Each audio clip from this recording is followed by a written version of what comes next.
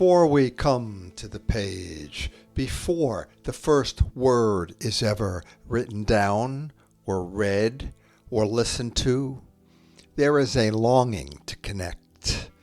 My name is Charlie Mehrhoff, your host here at Before the Page, a podcast featuring poetry, parable, fiction, and words to echo our longing.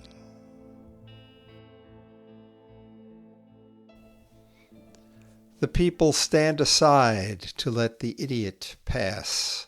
He walks a few steps and suddenly stops. Tears are streaming down his cheeks.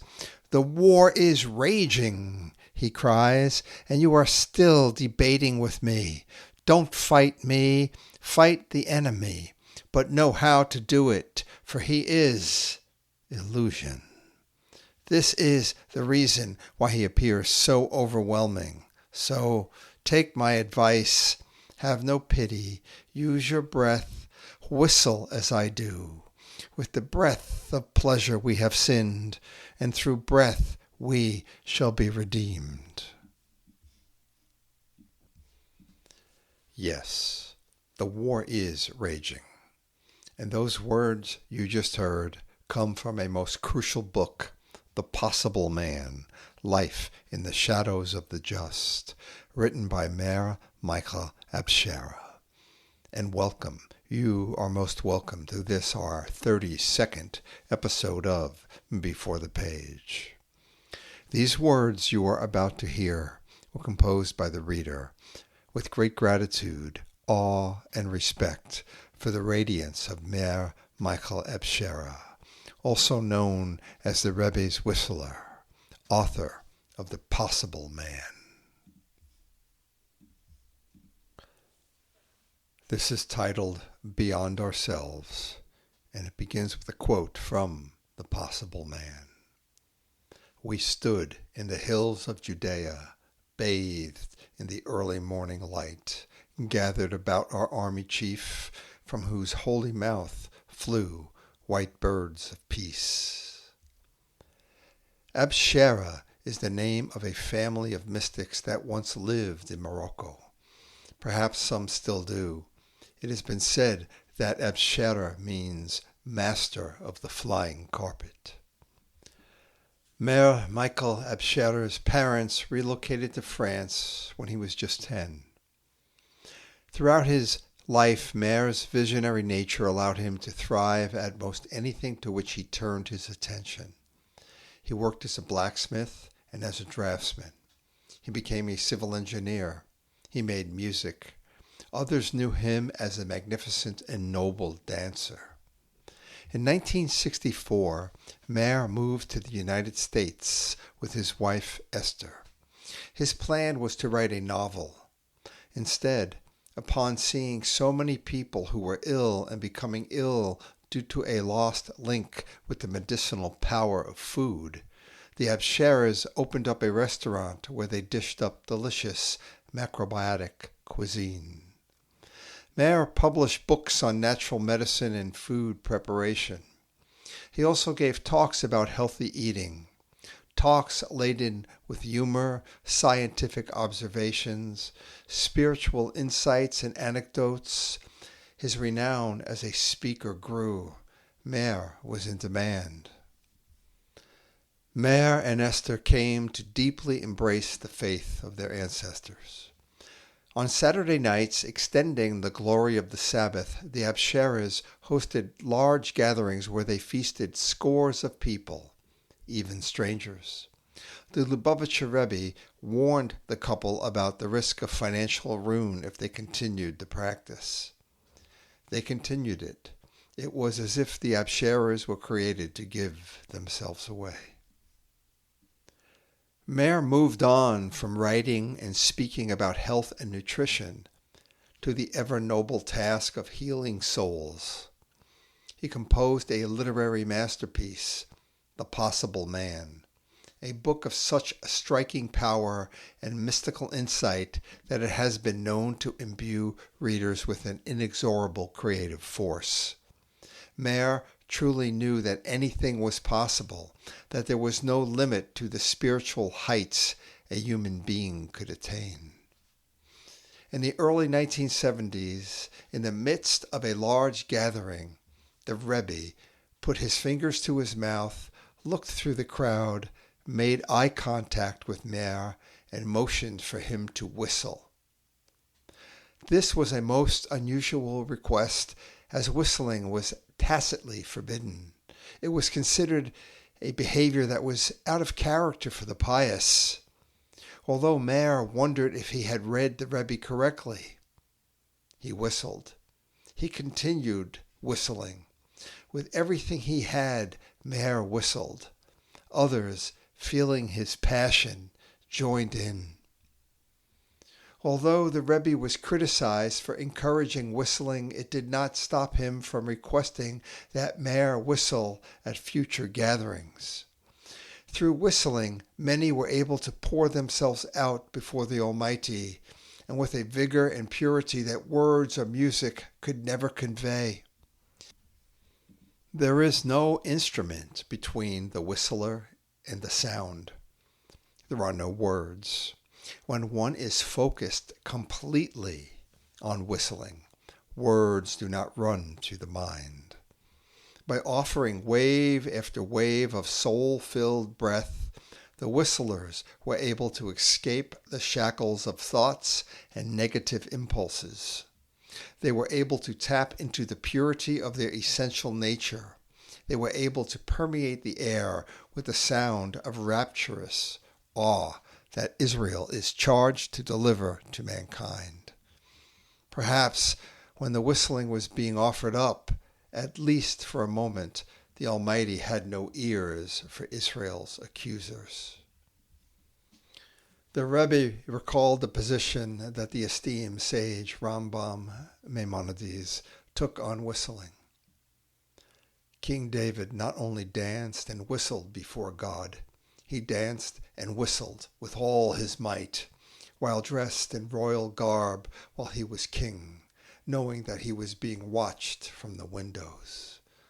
Knowing that whistling was infusing his people with new vitality, the Rebbe went on. May this bring forth the fulfillment of the verse, "On that day God will whistle. God himself will whistle to call together the entire Jewish people from all corners of the world." For me, discovering this history regarding whistling came as a breath of fresh air, truly. Often I would find myself awake in those hours before dawn, awake with thoughts of woe and despair, thinking of the struggles in this world, the endless wars, the corruption, the tribalism, the terrorism, the poverty and hunger, the lack of respect for the earth, all of mankind's ongoing troubles. And if that wasn't enough, I begin to worry about friends and family members. This would spiral into negative self-talk, fears about my personal situation. These abstractions had no solution, none that could be solved with reason. I was a helpless and hopeless wreck until the whistling. My pre-dawn whistling occurs in a whisper, a barely audible whisper. It is a private affair, yet driven by a desire for the unity of mankind. This whispered whistling carries me beyond all fears. It continues until exhaustion takes hold, until all traces of self are gone and only pure love, the core of being, remains. Who can actually articulate God's perfect plan to God himself? Who actually knows, especially when life often looks and feels to be, for so many, the opposite of perfection? Through all of the sorrow, through all of the suffering, we can merely echo the joy of knowing that the plan is perfect, is beyond ourselves. This was dedicated to Aura with great gratitude. She was the one who turn this reader in the direction of the possible man. Here are a few words from chapter The Night of the Just within the possible man. Since all of us descend from Adam, who was the first to experience the fall, it is said that upon seeing the sun set for the first time, he experienced a great anguish, certain that darkness had settled on the world because of his sin. That very same night he took 2 stones and struck them one against the other until sparks flew. Though such a simple act seemed to hold little promise of transcendence, it was, in fact, the initial stroke that impelled him to return to the Garden of Eden. Poor though it may have been, the light of the fire gave him comfort, and so he blessed it. The memory of that past makes of Saturday night a most opportune time for new beginnings. Anticipation of something new happening is never so great, which is the reason why this night is known as the Night of the Redeemer. According to tradition, the Redeemer will reveal himself in the wink of an eye, even when all the signs and estimations will concur to proclaim his coming. He will surprise everyone, wicked or wise, and also the cautious, those who prefer not to speak about him from fear of exasperating others' skepticism, or from taking the risk of spoiling the suspense of his coming. Above all, he will most likely surprise those who think and speak of him constantly, even those who serve him. In accordance with that, we are left with no other alternative than to opt for the obvious. The Redeemer will surprise primarily those who expect him the most, as a mother is surprised by the presence of her child, the same with couples or true friends, for the simple reason that true surprise hits more strongly those who have much life in them. Others who have less will most likely find it hard to react enthusiastically to the news.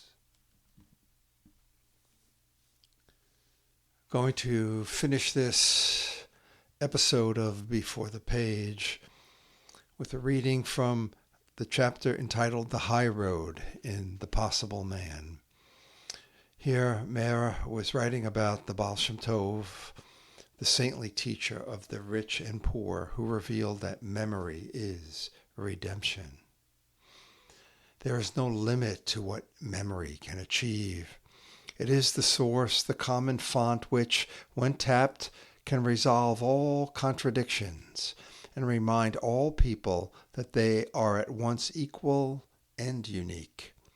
Bound to our past, assured of our future, we are freed to become ourselves. One who remembers his origin in dust and ashes and his end as a nest of worms becomes humble enough to be crowned a king. Memory is the medium of a settled mind. It is the best medicine too, for no matter who or what the agent of healing may be, real cure is effected by the strength that is found within. It is a process of reawakening to the model of health that is stored within our genes. But how soon memory slips away when we are hit with some passing misfortune.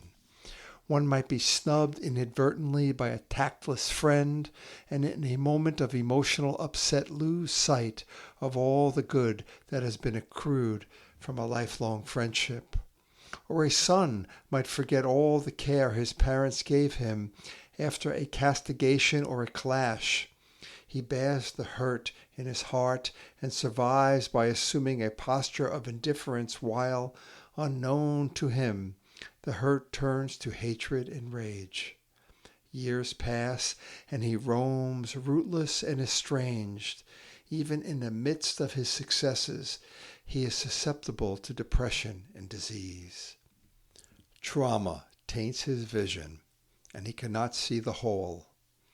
He will find correctives that achieve half the cure, will move from contrivance to contrivance, all futile, unless he turns a blind eye to his grievances so truly as to forget all insults and takes the high road. That, if I may be so bold, is the prerequisite phase of memory at its best, to forget the bad and remember the good. Thank you. Thank you also very much for listening to this episode of Before the Page, which is devoted to the possible man, Meir Michel Abehsera. If you have yet to read The Possible Man, we hope that you are now curious and will get a copy and read it. Again, thank you also very much. If you wish to reach out to Before the Page, that's easy enough. Just go to beforethepage@gmail.com, and it's spelled just how it sounds, beforethepage@gmail.com. Until the next, be well.